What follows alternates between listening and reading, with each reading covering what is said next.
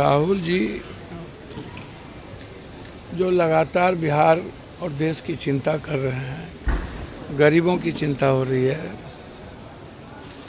बिहार की जो दुर्गति सभी लोगों ने किया है,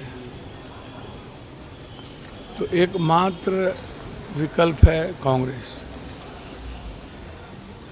तो इसीलिए एसआईआर पर जिस तरीके से हमला हुआ है पिछले दरवाजे से बीजेपी और चुनाव आयोग का, जिसमें बिहार और बिहारी के नस्ल पर ही, उसके अधिकार पर ही हमला कर दिया गया, गरीबों के नस्ल पर ही हमला कर दिया गया।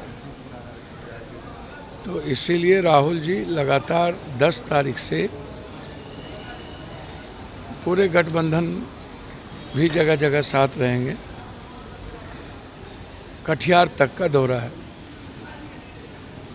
कि हम किसी भी कीमत पर गरीब की आवाज़ को दबने नहीं देंगे, उसके अधिकार को छीनने नहीं देंगे, और जो पिछले दरवाजे से बीजेपी सत्ता में आना चाहती है उसको हम आने नहीं देंगे।